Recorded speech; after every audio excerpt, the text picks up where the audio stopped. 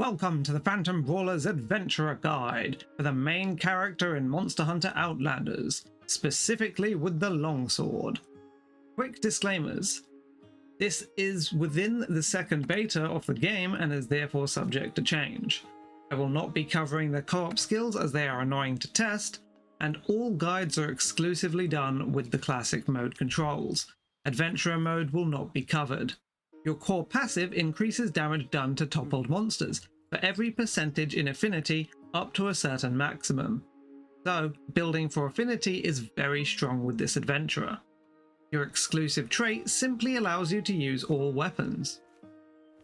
You'll have an exclusive special ability to adapt your elemental resonance to any weapon you wield, adding 30% more damage to all of your attacks. Note, elemental resonance only applies when you have at least 2 adventurers on the same team with the same elemental resonance. The basic attack is an 8-hit combo called Chain Slash, done via a 5-button press. First 3 hits are single hits, the 4th is a double hit, and the 5th is a triple hit.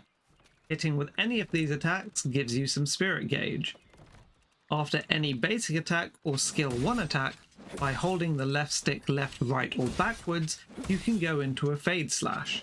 This will give you a lot of spirit gauge and is great for repositioning.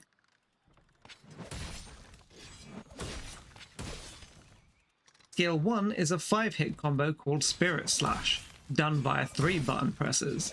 First 2 are single hits and the last one is a triple hit. These all require you to have some spirit gauge and will consume some of it. The final hit will increase your spirit gauge level and empties your spirit gauge. The Spirit Step Slash can be done right after the Fade Slash, and will let you go straight into the Spirit Slash 3. After a Spirit Slash 3, you'll automatically sheath your weapon unless you use a basic attack or skill 3. Skill 2 is called Foresight Slash, which will require some spirit gauge and consume some of it. You'll step back and lunge forward. This move can parry, and if it does, you can then tap the basic attack to go into the Spirit Round Slash, which, if it connects, increases your spirit gauge level and empties the spirit gauge. You can hold it down to enter the special sheath, from which you'll have 2 options. Tap it again to do the Aya Spirit Slash, which can parry. If it parries, it does 4 additional hits of rupture damage, after which you can go straight into the Spirit Slash 3. Or tap the basic attack to do the Aya Slash, which has 2 hits, and if either connects, it will slowly increase your spirit gauge for a short amount of time. Skill 3 is the Spirit Thrust, which you must have at least 1 level of spirit gauge to use, so White Spirit. If it connects, you'll automatically do the Spirit Helm Breaker, consuming 1 level of spirit, and it does 7 rupture hits afterwards. Note, you will not lose the spirit gauge level if your Spirit Helm Breaker doesn't connect. This will also slowly increase your spirit gauge for a short amount of time afterwards.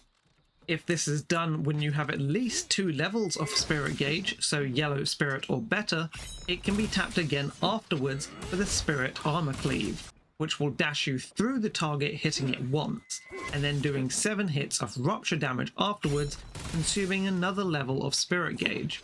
However, this can also parry, and if you parry with it, it will increase the spirit gauge level. Tapping the ultimate with the Assault class will give you 4 projectiles that can hit up to 3 times, and they deal pierce damage. Tapping with the Disruptor class will give you a flash that suppresses monsters. And tapping with the Support class will fire a healing mist that will continuously heal adventurers within range. After a perfect evade, tapping the basic attack will do a reverse slash. Hitting with it will give you a lot of spirit gauge. Afterwards, you can either use the basic attack to go into the Chain Slash 4, or tap skill 1 to go into the Spirit Slash 2. And that's it for our guide on the main character adventurer, specifically with longsword. If you like this video, please consider subscribing, like and comment if you'd like to see more content from us, and until next time, happy hunting. Last note, we do have a wiki for Monster Hunter, including Monster Hunter Outlanders, so if you'd like to see more information about it, we'll have a link for our wiki down below.